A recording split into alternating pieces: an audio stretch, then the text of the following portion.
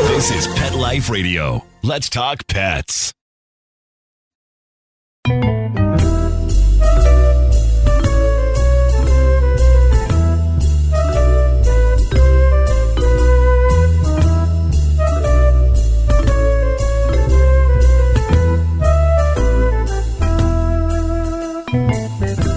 Feline friends, and welcome to Cattitude. I'm your show host, Michelle Fern.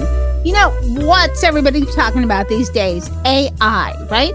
And my guests today are going to talk about how AI is helping with the adoption of kitties. That's incredible. So stay tuned. This is going to be a really great show. We'll be right back. Pet Greens is proud to support Cattitude on Pet Life Radio. Our small family farm produces live organic cat grass, catnip, and soft chew treats packed with green nutrition to help your pets truly thrive inside. We're partnering with pioneer cat behavior expert and best-selling author Pam Johnson-Bennett to help indoor cats live their best lives with indoor enrichment tips for their parents. Anyone who knows me knows I am a very strong proponent for cats being indoors. But when we bring cats indoors, where I feel it's safest, we have an obligation to make sure they have a fulfilling life, that they get enrichment. And part of that enrichment is encouraging health. And a big part of that health is cat grass. Cat grass helps with the prevention of hairballs. It can help keep your cat away from houseplants. It's also fun for your cat. It's a natural behavior that your cat wants to chew, and you know that you're providing it in a safe way. For more information on the benefits of cat grass and catnip for your cat's indoor enrichment, visit petgreens.com.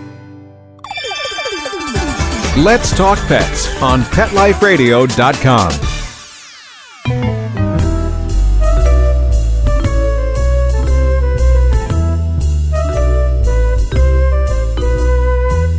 Welcome back, everyone. I'd like to welcome Ruth Allen. She is the Director of Admissions and Placement for the ASPCA Adoption Center.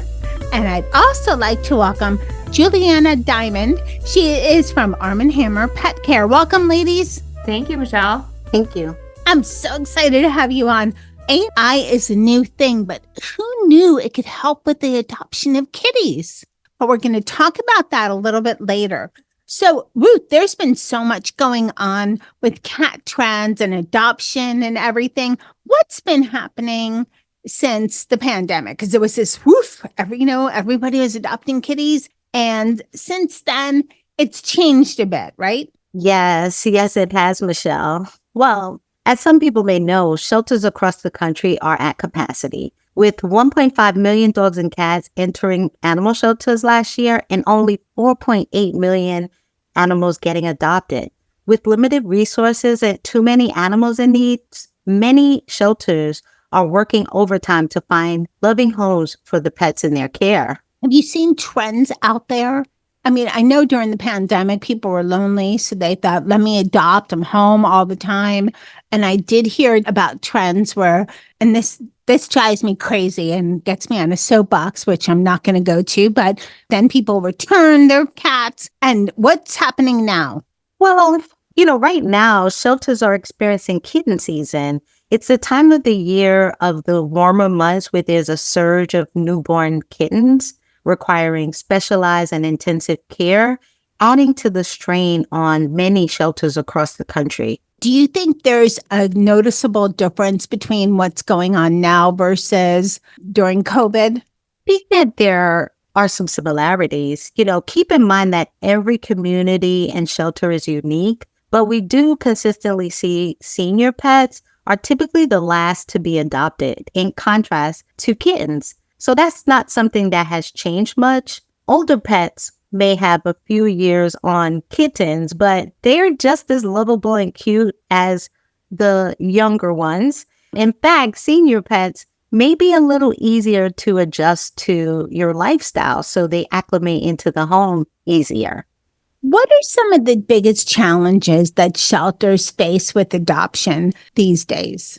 Well, all kinds of cats have so much love to give, though sometimes they're overlooked due to age, appearance, or even misunderstood personalities. it's important to remember that each cat is an individual with their own personality and disposition. The ASPCA encourages keeping an open mind when adopting or fostering, as each animal is seeking the right match for their unique personality. And it's true for our adopters as well. And you may go home with a loving pet that you hadn't previously imagined would be who you would be taking home. Ruth, we hear stereotypes about cats. So you mentioned senior cats. You mentioned cats that are, with disabilities, of course, that are less likely to be adopted. Are there any other trends? Like I've heard that black cats are not adopted except like during Halloween, which to me is crazy. But is that just a myth or is that true? I would say that's a myth. There are people feel or anecdotally may say those things, but from working in a shelter, I think that there are other factors that impact animals from being adopted outside of like a black cat, like the stereotypical buckets that they get put into. So I would say that it's more likely that there is a different reason for the slower adoptions of those animals. Let me just mention the reason I've heard, especially these days, I would say at least the last 5, 6, 7 years, is because they don't photograph as well. And we've become social media nuts that you have to have the best lighting and you can't see everything in a cat because the fur is so dark for black cats. Yes, those are real challenges that I think shelters mitigate in different ways. For example, if you have a shelter, a brick and mortar, where people are walking in and seeing animals face to face, they show better when you can make an affiliation with the animal inside of their condo. So I would say those things are true, and yet I don't think that it impacts them negatively to the point where they may not be adopted. That's so good to hear. Now, there's a new campaign that the ASPCA is doing called the Rescue Effect. Can you tell us about the Rescue Effect and its main goals? Sure. So when you adopt or foster an animal from a shelter, you make an impact that ripples throughout shelters nationwide and makes space for even more animals in need. That's the shelter effect. The Shelter Effect campaign kicked off in June during Adopt a Shelter Cat Month, alongside our partnership with Arm & Hammer Cat Litter, to encourage the public to help shelter animals through adoption and fostering, and will continue in October during Adopt a Shelter Dog Month. Okay, thanks. What inspired the Rescue Effect? Well, shelters across the country are full. As I mentioned, 6.5 million dogs and cats entered the shelter last year, and only 4.8 animals were adopted. So with limited resources and too many animals in need, shelters are working overtime to find loving homes for animals in their care. As a national organization, the ASPCA collaborates with hundreds of local shelters and rescues, working together to save and improve lives of animals in communities across the country to help give even more animals a second chance. And how does the Rescue Effect campaign aim to impact the lives of cats in shelters and rescues? And I know it's hard now because it's kitten season and generally April through October. So now I'm sure shelters are so full with cats. Yes, this is true, Michelle. This is very true. The Shelter Effects campaign is designed to provide more animals with a second chance at finding loving new homes. By adopting or fostering a pet, you can make a profound difference in the lives of these animals and the shelters that tirelessly work to support them. Adopting a pet is not only helping the animal in the shelter, but it also brings immense joy and companionship into your life. The bond you form with an adopted pet can be deeply rewarding, bringing love, laughter, and fulfillment into your home. By adopting, you're not just saving a life, you're enriching your own with loyal and loving companionship. That's so true. Brings to mind the bumper stickers. Who saved whom? Yes. Right? There is some truth to, I forget what it stands for now. People for the Hal and Habri. There was talk at global. This is a few years ago, but there's still talk about it, where doctors, instead of writing a prescription for, happy pills, they write a prescription, go get a pet. Go adopt a cat.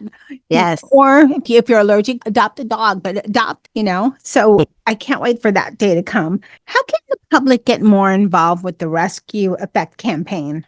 Well, with more animals entering the shelter than leaving, we need to continue to work together to keep pets in loving homes and out of shelters.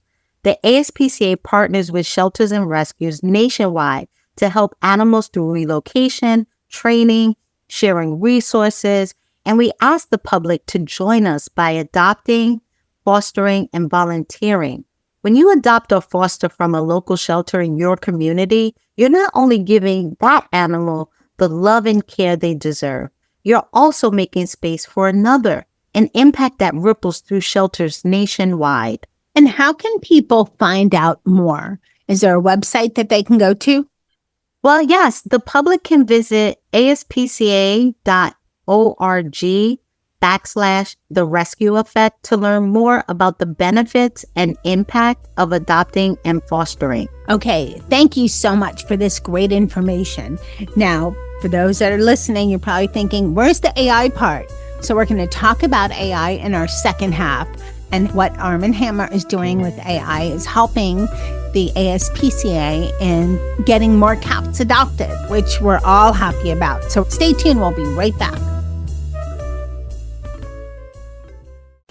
Hey, Michelle Fern here, and saving cats is near and dear to my heart. Did you know that there is an estimated 70 to 100 million free-roaming cats in the United States? And without spay-neuter, that number will keep growing. Not only does spay-neuter mainly reduce the community cat population, but it also keeps cats healthier. Scooter, the neutered cat, is on a mission to give cats an extra life by making it hip to be snipped. Visit his website, givethem10.org, to help pioneer a better world for cats. That's givethem10, spelled out, TEN.org. Ready for the biggest cat celebration in the world? Come to the CFA International Cat Show and Expo in Cleveland, Ohio on October 12th and 13th. The expo is the world's grandest cat celebration, seamlessly blending pedigree cat exhibitions with feline welfare and rescue initiatives. It captivates over 10,000 feline enthusiasts each year, celebrating all cats, whether rescue or pedigreed, in a shared spirit of love and unity. Dive into cat-themed activations and enlightening educational sessions. Marvel at 1,000 non-pedigree and pedigreed cats, adoptable felines, and explore over 100 cat-themed vendors. It's an event dedicated to honoring our beloved felines and their admirers. And guess what feline influencers are coming to meet and greet? YouTube cat video sensation Aaron's Animals, as well as Nathan the Cat Lady, Lambo Leisha, Choopy, and many, many more. Gather your cat crew and do whatever it takes to head to the CFA Cat Expo. It's a whisker-wiggling, tail-twirling extravaganza you won't want to miss. Get your tickets at cfacatexpo.com. That's CFACATEXPO.com. Let's talk pets Let's talk pets on Pet Life Radio. Pet Life Radio. PetLifeRadio.com.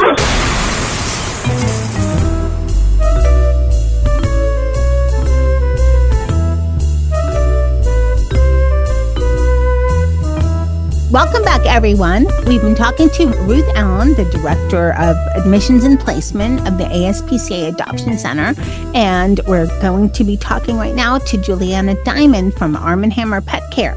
So welcome back, ladies. And before we talk about AI, Julianna, can you tell us, for those that don't know, it's artificial intelligence, but what is it AI in terms of what we're going to be talking about? Sure, Michelle. Thanks so much for having me today. I'm really looking forward to talking about this. We integrated AI with the ASPCA in our latest campaign. So our partnership with ASPCA has been running since 2018 through our Feline Generous program. But this year we wanted to do something even further and kick up their adoption events with the use of AI. Okay. And how has this benefited shelter cats and the adoption process?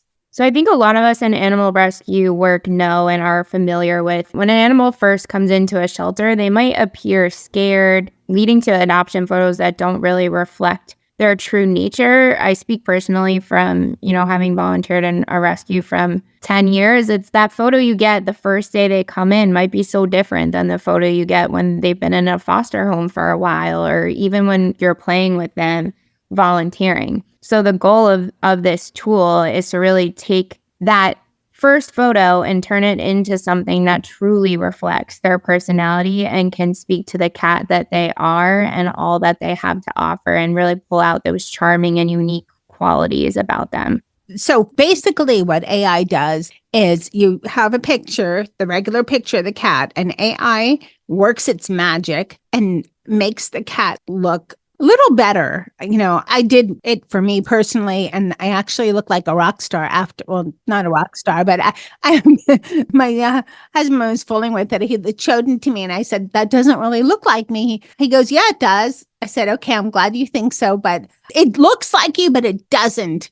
But it looks close enough. I don't think it's a bad thing at all. No, it's not a bad thing. And to your point, right, AI does lots of different things and can look visually very different depending on the style. So to address this, Arm & Hammer Cat Litter worked with our creative agency, Razorfish, to build this AI tool, which generates these like thumb-stopping portraits that capture people's attention. And there's really kind of a three-step method I can take you through with how our AI tool works.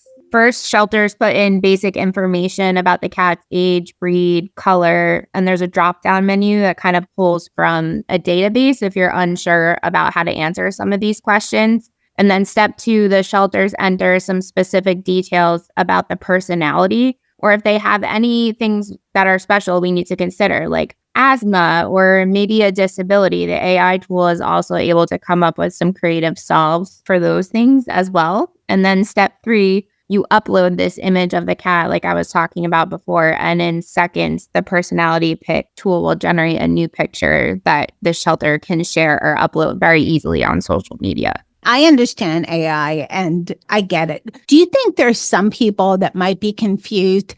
And we don't want to stereotype, but my 94-year-old mother-in-law, if she was adopting a cat, she wouldn't even know what the word AI was. She would think I was like yowling at her, AI, or something. I don't know what, but that's an extreme. Most people, no matter what your age, are very open to technology and very comfortable with it. And actually, I shouldn't knock my mother-in-law. She probably has heard it and knows what it is. She's very on top of things. I want to be her when I'm 94, but she might look at the picture and go, that looks like a cartoon. That's not the cat. What do you say for those people that would be that might have an objection to that? That doesn't look like the cat, even though they can look at the regular picture as well. It's a great question. I myself, to be honest, have learned a lot about AI through this entire process. AI is always learning. That's really the benefit of it. And we kind of anticipated this concern during the app's design phase. So to ensure there is hopefully no confusion, every image that a shelter generates includes a label in the bottom right-hand corner that says AI Purrsonality Pics by Arm & Hammer. And this is to just remind viewers that the images are AI generated by Arm & Hammer and that they're not real. I think the idea of the AI image is to really convey that personality. And we've used some things like accessories and backgrounds and kind of these virtual environments to also help lean into the fact that this is not a real image. I think the pictures are really fun, and I find them to be engaging because you're not just looking at, the cat. You're looking at the cat, and like you said, with a different environment. I think the one I looked at, if I remember correctly, the cat was in like a chef setting. So I find it kind of engaging. Yeah. What do you think are the positive aspects of AI personality pictures? I love that. Yeah, the cat that you actually saw was Torta, and Torta was actually adopted through one of our virtual adoption events with the ASPCA, which we're really excited about. Obi and Princess were also adopted too. But by conveying each cat's kind of authentic character, whether it's playful or curious, feisty, maybe, or affectionate, this tool can really help adopters connect more deeply, leading to better adoption matches. If you take a look at some of the profiles that are up on either Instagram or the ASPCA's pages, you'll see kind of how even some of the hobbies of cats are coming through. There's a cat for adoption right now in New York City who loves to watch hockey. He's really taken to kind of watching the puck move back and forth. And so his portrait features a scarf and some ice sculptures in the back to lean into that and what he likes to do. I think it's a great example of AI being used in a creative way for good and gives otherwise overlooked shelter cats a greater chance at finding their new families. Ruth, do you think the AI personality pictures have influenced any names? Because, sometimes when you adopt a cat, you don't like their name or that nobody knows what the cat's name is or the shelter just gave them a name. Have you heard of any stories that you could share or your thoughts on the AI personality pictures kind of in giving someone an idea for the cat's name? Actually don't know of any association between naming and the AI imagery. So I actually can't speak to that.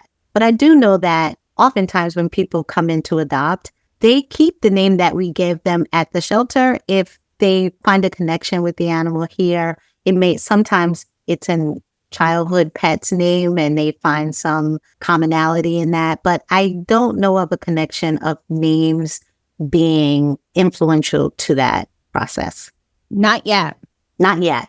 It's fairly new too. I think it could come, but I could think of things. When I adopted from shelters, I renamed, we're cats, but Mr. Zeus, his name was Binky. You have to rename. And I got him right after the hurricane. So it was either calling him Fred or, because it was Hurricane Wilma, calling him Fred. And I thought, no, but Zeus threw lightning bolts. And he was the meekest, most gentle, cool dog. I miss him so much, but my cats, my husband gave them, they all have people names, but who knows, Julianna, can you share with everyone listening some more details on where they can find the I'm trying to get into this personality pictures of cats who still need loving homes and where they can find those cats? Absolutely. I'd be happy to. We have some adorable cats that were featured on the ASPCA's virtual adoption pages in June and July, which are still live for the cats that are on those websites. You can also find them on our Arm & Hammer cat, which is ARMANDHAMMERCAT on Instagram. It's in our bio, and you can find the link directly there to Purrsonality Pics, and you'll be able to find it directly on the ASPCA's website. Okay, thank you so much. And Ruth, can the ASPCA leave us with some good reminders of what potential adopters can think about before adopting a shelter cat? Sure, Michelle. So when visiting an animal shelter to adopt or foster, it's important to keep an open mind. Ask questions and rely on the shelter staff for guidance. You may go home with a different pet than you have previously considered. So because the staff at the shelter will help you match with the animal's needs and temperament to make sure that it's compatible with your lifestyle. Every community has different needs. So getting in contact with your local shelter to find out the best way for you to provide support that will be most helpful to them, that would be the greatest resource. If you're not ready to adopt and you still want to support a local shelter, you can by fostering, volunteering, and even donating, helping to spread the word about available animals on social media and to families and friends who also can be a creative way to provide support to shelters. Several cats featured in our campaign have already been adopted, and there are many, many, many more. And you can learn about them at aspca.org/the rescue effect. Thank you so much. Julianna, I don't want to get into this too much because we're not a product show, but we're all about cats. Arm & Hammer cat litter has a lot of variety of cat litter. So can you just tell us about how somebody would make a decision on what cat litter to get because they're going to the shelter, they're adopting a cat? What do you buy? Sure. Actually, if you go to our website at armandhammer.com and you look at our cat litter page, we do have a litter selector on our site that consumers can take a look at. But we have a variety of litter that's available. I would think about things such as, do you prefer maybe something a little more lightweight or heavyweight? Are you concerned about maybe naturals versus a more traditional clay litter? Those are all decisions that when you look at our website, we can kind of help guide you through that journey. And you have multi-cat. We do have multi-cat as well. A lot of households that have a cat have multiple cats. That's the great thing about having a cat. You can always add more. Definitely check out the ASPCA's website. Like Ruth said, Wren and Pelican are up for adoption right now. They're a bonded pair, so definitely could use multi-cat litter in that situation. That's one of the keys, is if you adopt two cats together, they have a friend, and I think it's easier. Yeah, speaking from experience, I do wish when I adopted my cat, whose name is Grayson, that I had adopted a friend for him as well. I think they do usually do better when they're together, leaving the shelter environment. Exactly. And they have another buddy around to get into trouble with, rather than just attack something in the house or themselves. Or furniture. I think they like it. They really like it. Julianna, can you tell us if there's anything else new coming out? Because Arm & Hammer, you have the Feline Generous campaign. You're working with AI on the personality pictures. Is there anything else coming up for the rest of 2024 and 25? Yes. So in the rest of 24, we are really excited to take this AI tool to other shelters and other rescue environments. So stay tuned. Feline Generous will have a campaign at the end of this year that supports other shelters as well. So follow us on social media, take a look at felinegenerous.com, and you'll see more from us coming down the road. I want to thank you both, Ruth and Julianna, for coming on Cattitude. I appreciate it so much. Thanks for all you do to help save the kitties, save the cats, and get them adopted. Thank you so much. Thanks, Michelle. It was great chatting with you and Ruth today. Yes, thank you so much for having me. It was my pleasure.